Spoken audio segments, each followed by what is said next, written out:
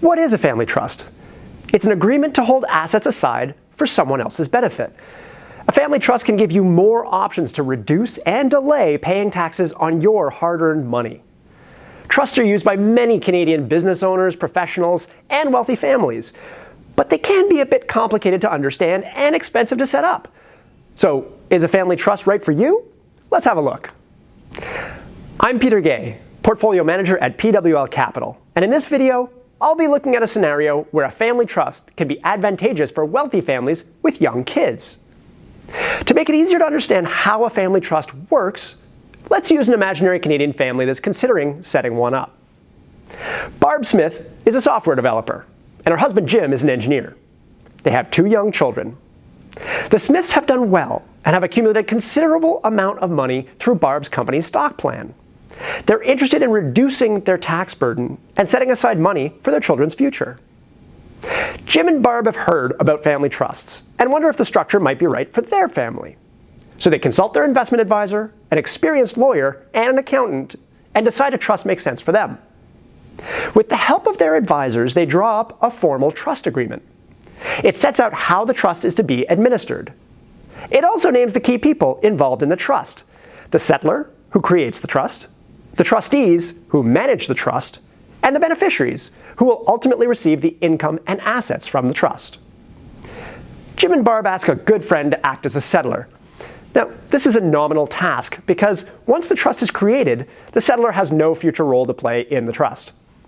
Jim and Barb name themselves as trustees, and because they live in Quebec, they also have to name a third trustee. This person has to be independent in that he or she can't be a beneficiary or the settlor. Together, the trustees will control the trust, making decisions about how the assets should be managed and distributed within the parameters of the trust agreement. Jim and Barb name their 2 children as beneficiaries, and they also name themselves as beneficiaries too. You'll see why this is important later. To reduce their tax burden, Jim and Barb loan the family trust $1 million. Under the rules, the trust must pay the Smiths interest on the loan at the going rate prescribed by the Canada Revenue Agency, which is currently 1% a year. This interest must be paid by the trust to the Smiths before January 31st each year for the previous year. The interest rate prescribed by the CRA at the time the loan is made is locked in for as long as the loan is outstanding. Today's low interest rates mean the potential tax savings opportunity is greater for Jim and Barb than if rates were higher. After deducting the interest paid to the Smiths, the excess investment gains earned on the $1 million, interest, dividends, and capital gains, accrue in the trust and can be allocated to the children for income tax purposes.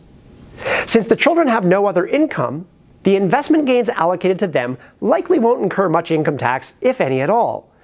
This creates an important tax savings for Jim and Barb over investing the money in their own non-registered accounts, where the investment gains would be taxed at their higher tax rates. It's important to note that the income allocated to the children doesn't have to be paid out to them right away. However, the children do have a legal claim on that income when they become adults.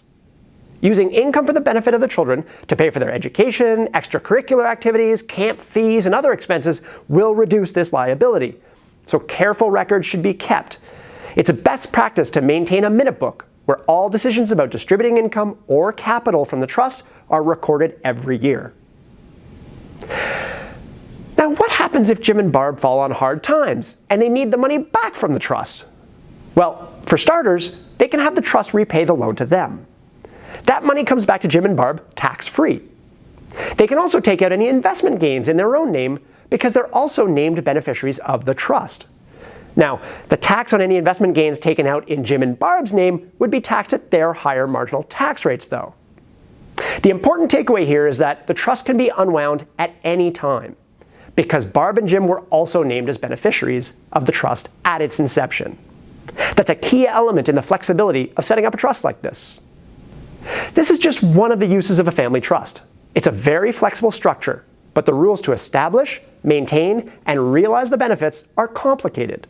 That's why it's important to get advice from professionals. So what are the costs of putting this in place? Well, you'll have to work with a lawyer to get the trust agreement drafted. This will generally cost you around $4,000 to $5,000 depending on the complexity of the trust.